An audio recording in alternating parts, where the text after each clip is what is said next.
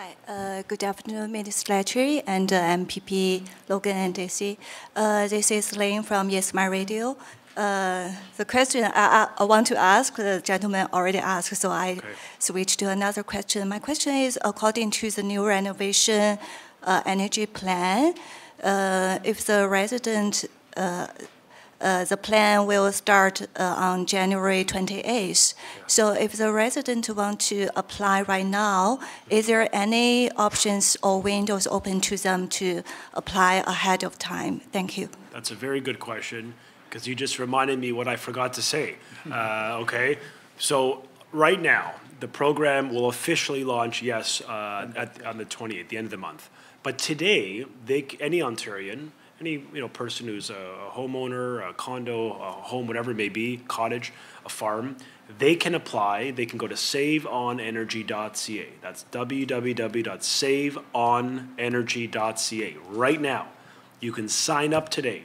You can see the full eligibility of everything that is available. And I just want to give you a bit of context here because it's an impressive list. If you were to do insulation, thicker insulation in your home to reduce waste of energy and keep your home warmer or cooler, insulation, you can get up to $8,900.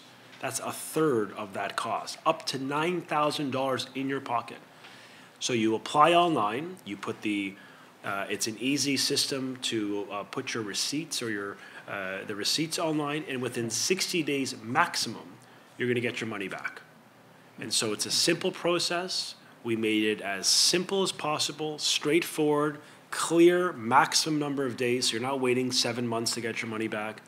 You've got certainty, and you've got the money. And so I think this is a good example of how our Premier is trying to create jobs, stimulate construction workers who, as you know, the housing sector, there's not a lot going on. So how do we create work? How do we stabilize the economy? How do we stimulate the economy? So I'm very proud of this. And as we say, this program is going to reduce energy bills for all families that participate. Thank you so much. Thanks. Good to see you, Minister. Thank you. Again, Bill Fatsis from Greca TV. I was covered partly by the first question. Sure. However, I think I have a follow-up on that. By the way, if I can read the opinion polls in the Greek community, the community is absolutely proud. And I think I reflect that it's true in every ethnic community of the leadership that our Premier takes with the Premiers vis-a-vis what we're expecting from Donald Trump. Now, this is an excellent program. I don't know whether if the implementation of 25% in tariffs come to Ontario, is it enough to derail the energy savings programs that you announced today? And more importantly, does Ontario and perhaps Canada have a plan B to export perhaps energy to Europe and other parts of the world? Thank you. So our savings is irrespective of what happens in the U.S. Families are going to access this $10.9 billion. They're going to have the ability to improve their homes and to reduce their energy bills. That happens regardless of what President Trump, whatever he does is not going to impact our commitment to affordability. Just like we cut the gas tax and extended it by 10 cents, we're going to keep doing that, irrespective of what he says or what he wants. At the end of the day, we have to make sure that we create a competitive advantage, because if it becomes too costly, the taxes go up, the regulation, red tape goes up, all the capital is going to flow to the United States, which is exactly what the president wants. So we have to be smart. The fact that on April 1, the Liberals are going to increase the carbon tax is insanity. It was wrong a year ago, but when the president of the United States is trying to take jobs from other economies because he's slashing taxes and regulations, we become uncompetitive. So we're going to keep this program. We're leaning into it. We're proud of it. And my goodness, what perfect timing to give families a reduction in their energy bills every year. With respect to exports, I was proud to lead missions in Romania, in Estonia, in Poland, and in every single country in the European Union. We delivered deals for Ontarians, deals abroad that create jobs back home. We're exporting our small modular reactors into the European market.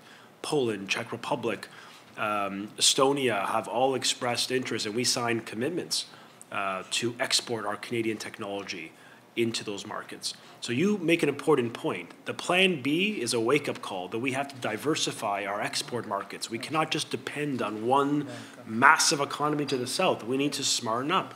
And we have trade deals now in Europe. We have trade deals in the Asia Pacific, free trade with South Korea, in the Latin American nations.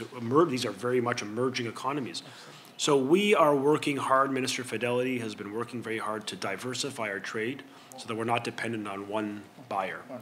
In the meantime, though, we're going to fight for our jobs, and we're going to make the case that Ontario, if we were a standalone nation, we'd be the third largest trading partner to the United States after Mexico and China. Like, think about that. If we were a nation, so when people think, oh, what are they going to care what Ontario thinks or what Ontario thinks? Money talks in the U.S., where we would be the third largest trading partner with the U.S. after Mexico and China. That's an impressive feat. We have power in our trade relationship, and we're going to use it for good, and we're going to continue to stand up for Canada. But what we're not going to do is sit back and do nothing, which is what some people recommend. Just a short follow-up. I understand out of the 18 Cantu reactors, 17 of them are in Ontario. Yes. Does Ontario have the jurisdiction to export directly to other countries, or is it within the jurisdiction for Cantu reactors, within the federal government? So 17 of 18 nuclear reactors in Canada are in Ontario. That is true. They're all CANDU. Made in Canada technology. We're proud of that. CANDU, which is owned by a company called Atkinson Realis, they exported with support of Ontario and sometimes even Canada. The federal government are involved in some of these deals. I was in Romania on my third day. I was crazy enough to fly to Bucharest to close a deal with the government of Romania to refurbish a CANDU reactor at the Cernavodă nuclear site, nuclear facility in Romania. So there are CANDUs around the world. CANDUs are being built right now in China, for example, and in other economies.